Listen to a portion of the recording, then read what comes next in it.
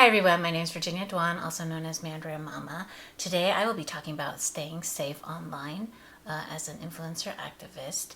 These days more than ever, online influencers are using their platforms and presence to make positive change and advocate for the causes that they believe in and stand up for what they think is right. Unfortunately, even though the internet makes it actually very easy for us to share about our platforms, it also makes it really easy for people who want to harass us and hurt us.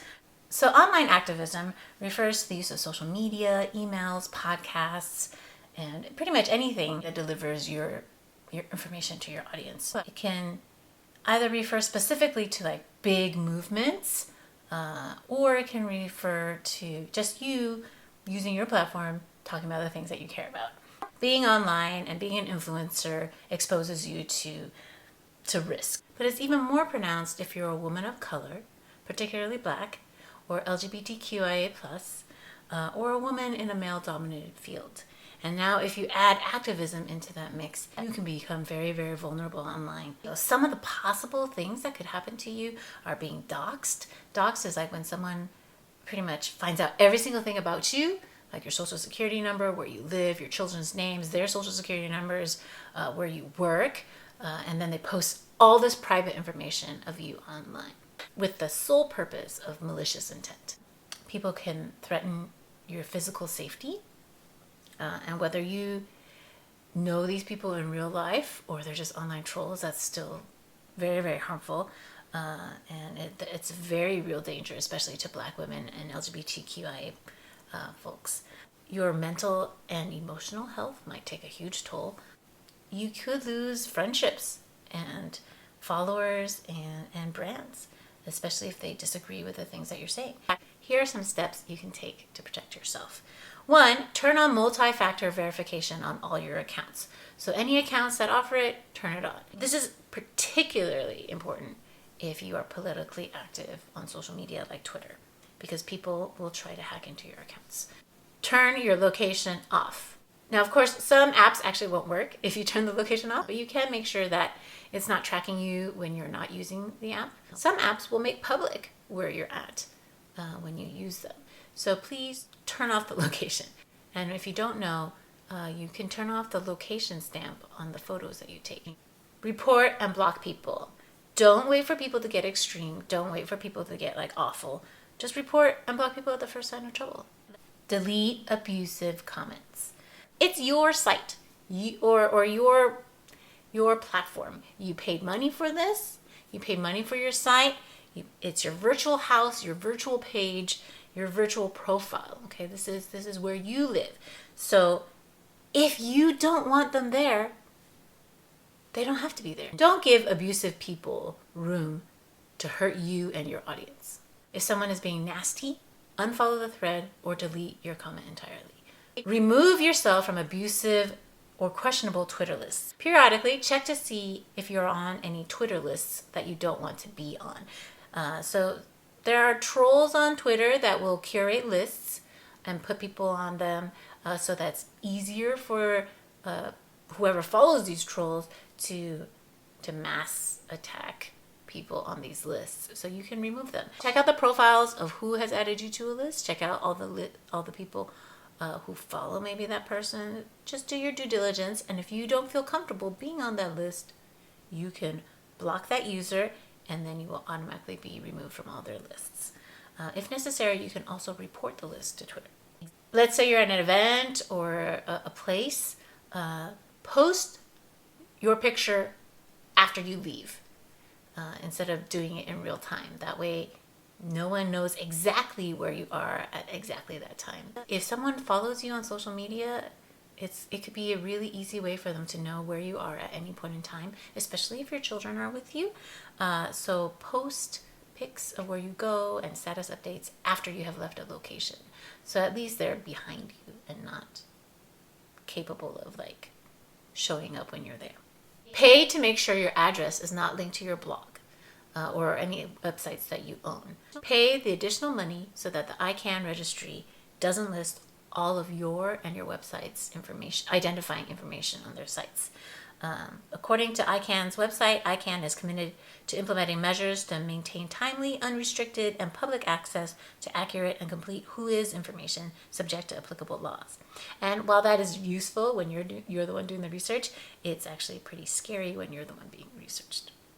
Use privacy settings on all your personal accounts and check them regularly. Whatever social media you use, especially for your personal accounts where the majority of people are your friends, set them to the privacy settings that you are most comfortable with. Especially since in the influencer world, the lines between friends and like colleagues can be kind of blurred. And so you can easily sort people into different groups. If you sort people into different lists and then restrict your posts to whomever you want, whichever list that you're comfortable with, that might save you headaches in the future. Double check after you post something to make sure it's at the level of privacy that you want. Restrict the personal information you post, even on personal posts. So even if they're all your friends and you've already vetted them, be careful. Anyone can screenshot what you post online, okay? You never know what your friends or family may inadvertently share or talk about. We hope that it's just inadvertent and not spiteful. But in general, don't show your kids' schools. Don't show their like club names. Don't show like rosters. Don't release your email. Don't release their email. Don't release identifying information like your cell phones or what schools you go to or all those things. Beyond just malicious people, hackers can also harvest your public data to create fake accounts. Restrict your past posts. So on Facebook, there's an option that you can set, and they'll just do it blank, all wholesale. Your Twitter account can be turned private so that only the people who were following you at that point in time can see your posts. This doesn't prevent anything from being screenshot, right? Remember, everything online can be screenshot, but it is one way to protect yourself. Remove family and children's names and photographs. If you used to blog about your children with their full names, you may want to consider using a pseudonym or scrubbing your site of that, scrubbing your site of pictures. Again, it is your personal level of comfort, and for some of us, it's too late. Sign up for Google Alerts with your name. You can set up Google Alerts for your name, for your business, for your blog name, for your children's names, for anything related to you or particular topics that you're interested in. And then you can monitor when anytime someone uses or talks about you. Screenshot comments before deleting them. That way you have digital proof. Before you delete comments, screenshot them and keep them in a separate folder so that it's easy to retrieve. Set up firewalls or add additional security measures to protect your blog. A firewall instills a set of rules for incoming and outgoing traffic to your site in order to protect it. The rules are meant to place a wall between a trusted source, which is, your WordPress server, and an untrusted source, the internet at large. Hide your default WordPress login page.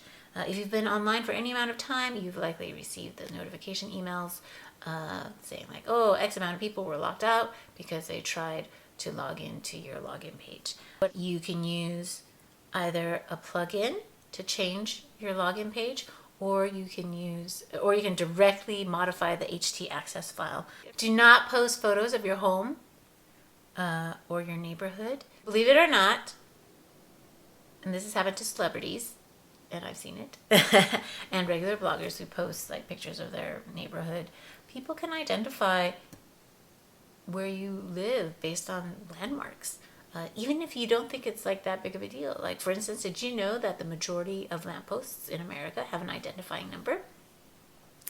And that provides like a specific location to where that lamppost is. And that's for cities to have ease of access for maintenance.